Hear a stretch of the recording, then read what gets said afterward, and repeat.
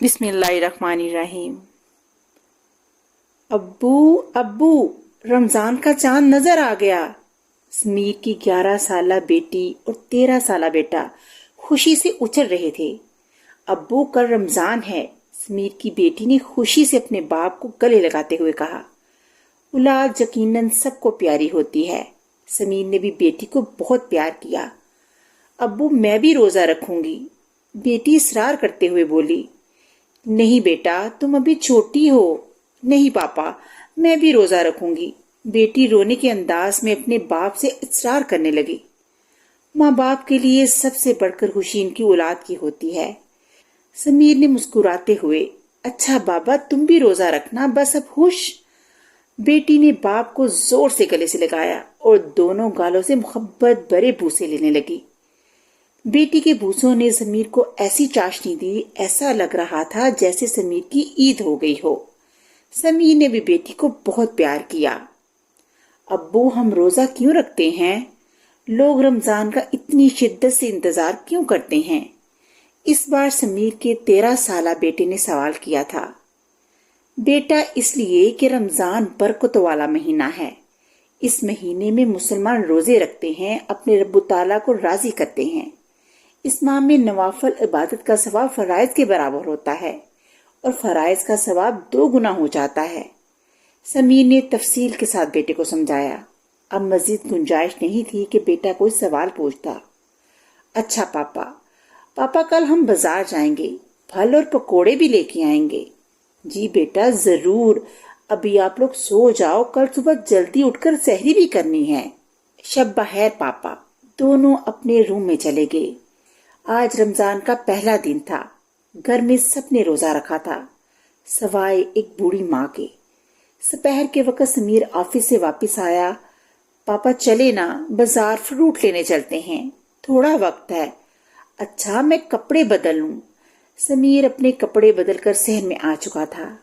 मैं भी चलूंगी पापा, बेटी ने भी जाने की जिद की। अच्छा मुन्नी तुम भी चलना, इफ्तारी में अभी आधा घंटा बाकी था कि समीर अपने बच्चों के साथ फ्रूट और समोसे वगैरह लेकर आ चुका था।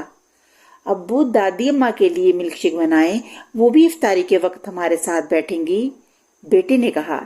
इससे पहले कि समीर कुछ कहता, समीर की बीवी बोली, कोई जरूरत नहीं, इसने कौन सा रोजा रखा है, मगर फिर भी वो हमारे साथ बैठ जाए, इसमें क्या हर्ज है।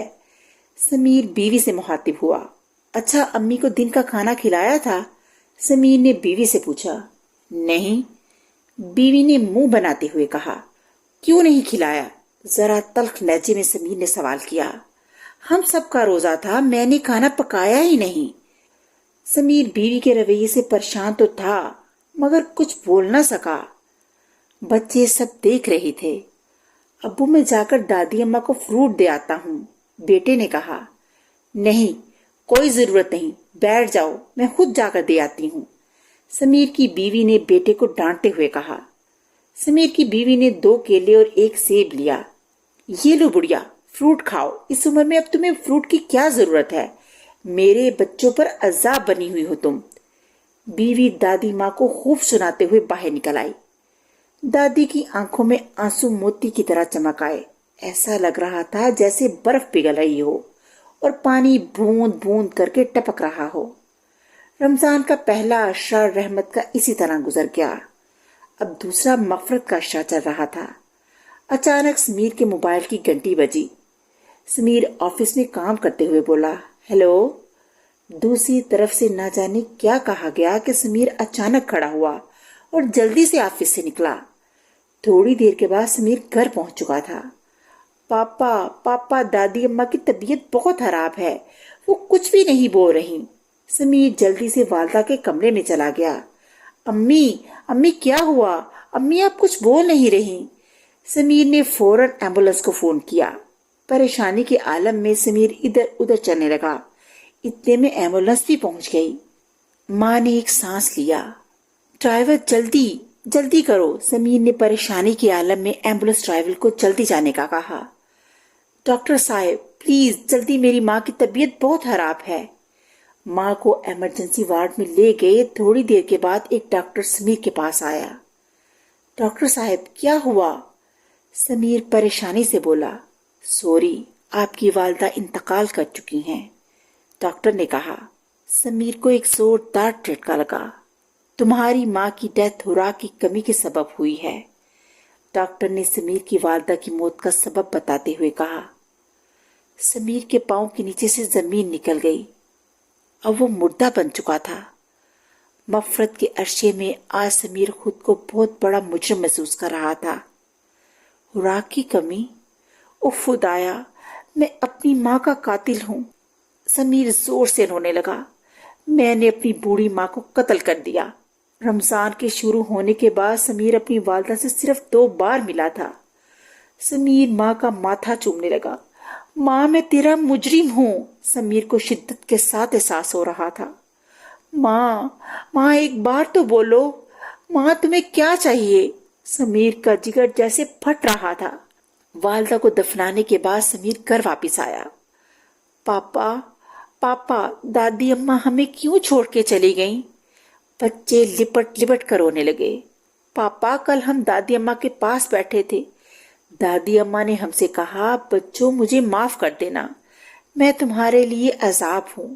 بیٹی روتے ہوئے باپ کو بتانے لگی، پاپا، دادی اماں کو ہم جو فروٹ دیتے تھے وہ فروٹ روزانہ دادی اماں ہمیں کھلا دیتی تھی اور کہتی تھی مجھے فروٹ کی ضرورت نہیں بیٹا، بس آدھی روٹی میرے لیے بہت ہے بیٹا۔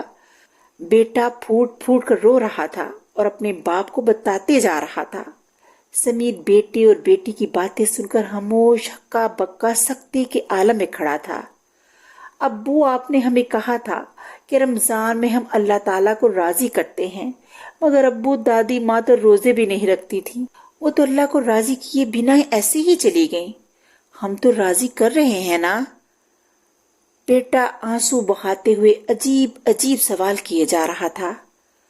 بیٹا، دادی ماں نے اللہ تعالیٰ کو راضی کر لیا ہے، ہم اللہ کو راضی نہیں کر سکے، میں اللہ کو راضی نہیں کر سکا۔ سمیر کی آنکھیں حسرت و ندامت کے آنسوں سے بھری پڑی تھیں۔ راضی کرنے کی بجائے الٹا ناراض کر دیا۔ سمیر نے حسرت بھری آواز سے بیٹے کو جواب دیا۔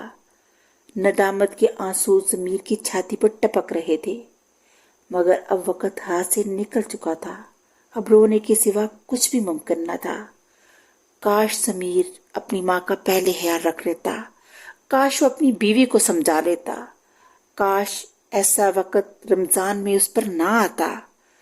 ہمیں اللہ سے دعا کرنی چاہیے کہ یہ کاش ہماری زندگی میں کبھی نہ آئے اور وقت رہتے ہی ہم اپنی غلطیوں کا احساس کر لیں اور اپنی ماؤں کی قدر کر لیتے۔ اس طرح کہانی کا اختتام ہو گیا۔ اگلی کہانی کے ساتھ پھر ملوں گی، تب تک کے لیے اللہ حافظ۔